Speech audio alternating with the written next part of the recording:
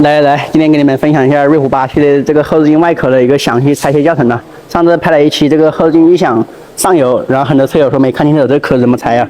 然后它这个后视镜刚好它今天也有点咔咔响。如果说你们后视镜出现咔咔响或者折叠不良或者完全打不开的话，也是可以把这个后壳拆开啊，在这里面打油啊，然后打那种液体的也行，然后固体的话可能渗透性慢一点。然后我们现在来听一下看那个声音呢，好，收。就这种咔咔声音，看到没有？开、关、开，就这种咔咔声音，看到没有？这个其实是可以拆开上油的。如果说出现卡顿啊或者异响啊，都是可以把它拆开上油的。我们现在来看一下，看怎么拆啊，给你们详细的搞一遍。上次因为是一个人拍摄的，然后加上拆卸的，所以说很多人没看清楚啊。然后我们找到一个尖点的这个撬板呢，或者一个小螺丝刀，从这里有个小缝，看到没有？从这里捅进去了，这样捅一个缝开，然后直接往后推就行了。这样一推它就开了，看到没有？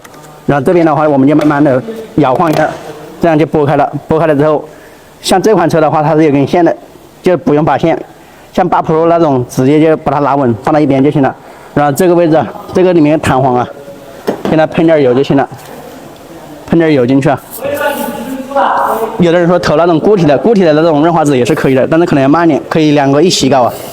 这个是一个 WD-40的，它可以松锈和润滑的，然后清洁作用啊，它有很几种作用。上次有人说喷这个不行，其实喷这个是可以的。然后现在这个喷好了，然后我们现在来装啊，装的话就直接把这个壳子对好，看到没有？这里有个卡槽，我们直接先从这里对过去，这样一滑呀。一滑好，先把这边卡进去，看到没有？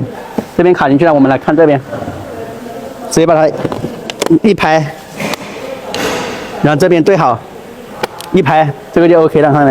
然后我们现在来试一下它的一个工作的声音。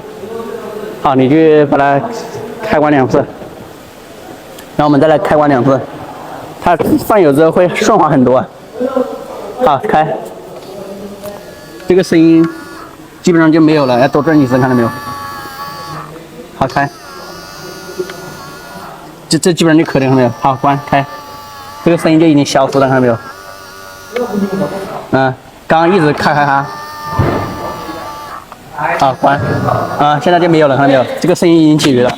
如果说你们的后视镜出现卡顿了，或者润滑不良，或者有异响的话，也是可以按照我这个方式啊。这个方法的话，适用瑞虎8系列的全系产品，像瑞虎8呀、瑞虎8 Pro 啊、瑞虎8 Plus 啊，都是用同样的拆卸方式拆卸。